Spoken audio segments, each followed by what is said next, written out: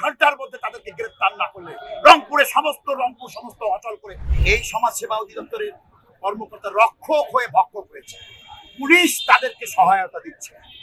এই দুইটা বাচ্চা উদ্ধার হওয়ার পর আইনগত দায়িত্ব আমি আইনজীবী হিসেবে বলছি, তাদের বক্তব্য রেকর্ড করার জন্য বিজ্ঞ ম্যাজিস্ট্রেট আদালতের কাছে তাদেরকে সুপর্দ করা হবে। তারা তাদের বক্তব্য দেবে ম্যাজিস্ট্রেটের কাছে।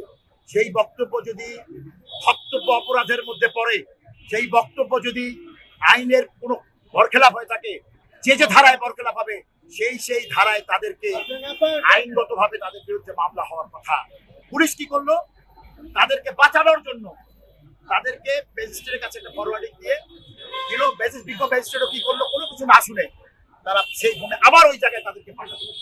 অর্থাৎ এটা অন্ধকারে রাখার একটা চেষ্টা করা হলো। আজকে সাংবাদিকরা যদি এটা তুলে ধরতো তাহলে হয়তো এই সন্তানরা প্রতিনিয়ত বছরের পর বছর দিনের পর দিন এই ধর্ষণের শিকার হতো। সাংবাদিকদের ধন্যবাদ জানাই যে তারা তাদের দায়িত্ব পালন করেছে এবং এই শিশুদের ধর্ষণ এবং নির্যাতনের চিত্র তুলে ধরেছে।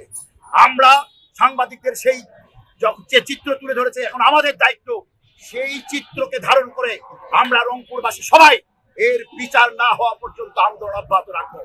প্রয়োজন পরে প্রধান উপদেষ্টার কাছে আমরা আমাদের বক্তব্য পেশ করবো। এই ডিসিকে ঘেরাও করা হবে, এই পুলিশ যারা থানায় মামলা নেয় তাদেরকে পর্যন্ত ঘেরাও করা হবে, প্রয়োজন পর তাদের বিরুদ্ধেও মামলা গ্রহণ করা হবে।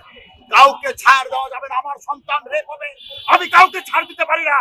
আমার সন্তানের নিরাপত্তা নিশ্চিত করা আমার দায়িত্ব, আমার অধিকার। এটাতে যদি কেউ বাধা দিতে আসে, সেই বাধা ভেঙে চুরমার করে দেওয়া হবে। এখানে কাউকে কোনো ছাড় দেওয়া হবে না। সমাজ সেবা অধিদপ্তরের কর্মকর্তা যারা আছেন জড়িত, 24 ঘন্টার মধ্যে তাদেরকে গ্রেফতার না করলে রংপুর সমস্ত অচল করে প্রয়োজন হরতাল ডাকা হবে। প্রয়োজন পরে রংপুর অচল করে দিয়ে আমাদের সন্তানের নিরাপত্তা নিশ্চিত করব। রাষ্ট্রের সর্বোচ্চ নিরাপত্তা সংস্থা সমাজ সেবা অধিদপ্তর পরিদর্শন কেন্দ্র থেকে যদি 4টি অপরাধ হয়, তার মধ্যে 2জনকে এখনো পাওয়া যায়নি। তারা বিক্রি হয়ে গেছে না সীমান্তের উপরে পাচার হয়ে গেছে, আমরা এখনো জানি না।